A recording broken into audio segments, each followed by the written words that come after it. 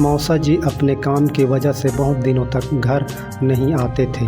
इसी कारण से मौसी को मौसा जी का शारीरिक संबंध का प्यार बहुत कम मिल पाता था। इसलिए मौसी अपनी ज़िंदगी से बहुत निराश और उदास रहती थी। एक बार मैं मौसी से मिलने उसके घर गया।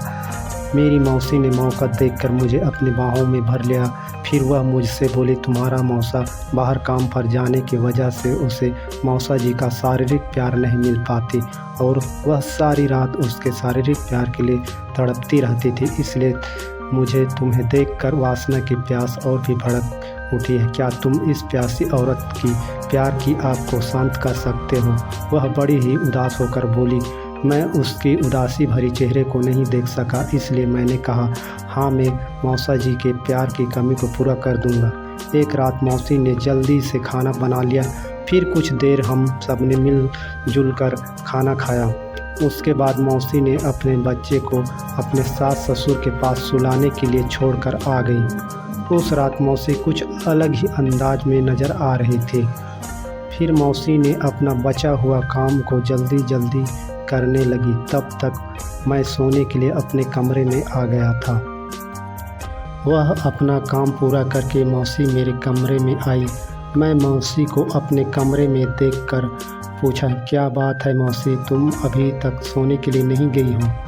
तब मौसी बोली, आकाश, आज मेरे पूरे बदन में बहुत दर्द हो रही है। मैं दर्द के मारे मरी जा रही हूँ। तुम तेल लगाकर मेरे बदन की अच्छी तरह से मालिश कर दो। वह अपने साथ लाई हुई तेल को मेरे तरफ बढ़ाया तो मैं तेल को ले लिया। यह देखकर मौसी पीठ के बल लेट गई और मैं तेल लगाकर अपने कांपते हाथों से उसके पीठ को हल्के हाथों से मालिश करने लगा। तो वह बोली, ज़रा अच्छे से दबाकर मालिश करो ना, बहुत ही दर्द हो रही है। इतना कहकर वह अपनी हर एक जगह को मालिश करवाने लगी। मालिश करते करते मुझे भी अब कुछ होने लगा था। मौसी के खुले बदन को देखकर और उसके मालिश करने से मैं अपना शुद्ध बुद्ध खोता जा रहा था। अब मेरे हाथ मौसी के कहीं और जगह को मालिश करने लगा। यह सब होने से मौसी पूरी तरह से होश खो बैठी थी और आहें भरने लगी। जब वह अपने आप को रोक नहीं पाई तो वह उठकर मुझे अपनी बाहों में भर लिया और कहने लगी, मैं अपने पति के बिना अधूरी हूँ, इसलिए तुम मुझे पति का प्यार दे दो। आज रात तुम पर अपना सब कुछ लुटा देना चाहती हूँ। मैं भी मौसी के लिए जिसे वह मुझ पर लुटाना चाह रही थी। मैं उस रात मौसी को बहुत ही खुशी दिया।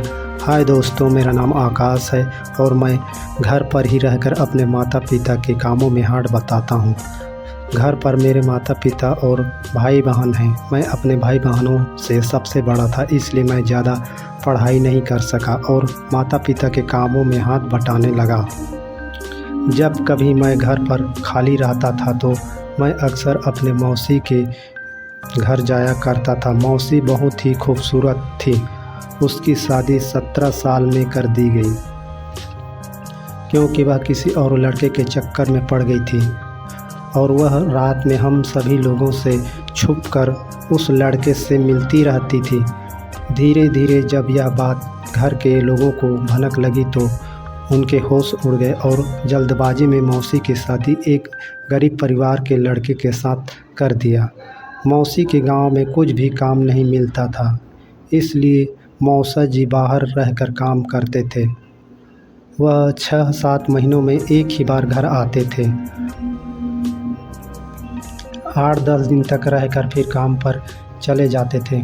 मौसी का एक ही बच्चा था, वह अभी 3 साल का था और उस बच्चे को मौसी के बूढ़े सास ससुर ही ज़्यादातर अपने पास ही रखते थे और मौसी बेफिक्र होकर घर के कामों में लगी रहती। उसके पास सभी चीज़ों की कमी थी। सबसे ज़्यादा कमी उसे अपने पति के प्यार की होती थी, पर जब वह कुछ भी नहीं कर सकती थी, वह अपने घर के हालत को अच्छी तरह से जानती थी, इसलिए वह बहुत परेशान रहती थी। मौसी के घर पर 3 ही कमरे थे। एक कमरे में उसके सास ससुर और दूसरे कमरे में मौसी अपने बच्चे के साथ सोती थी। मौसी के घर आया हुआ था तो मैं एक कमरे में मैं ही सोता था।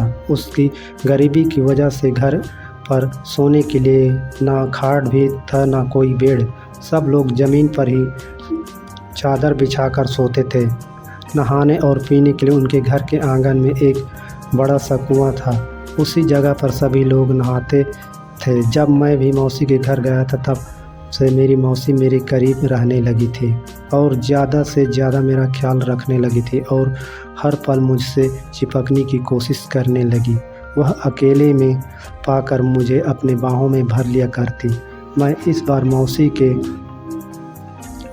बदले हुए तेवर से हैरान था।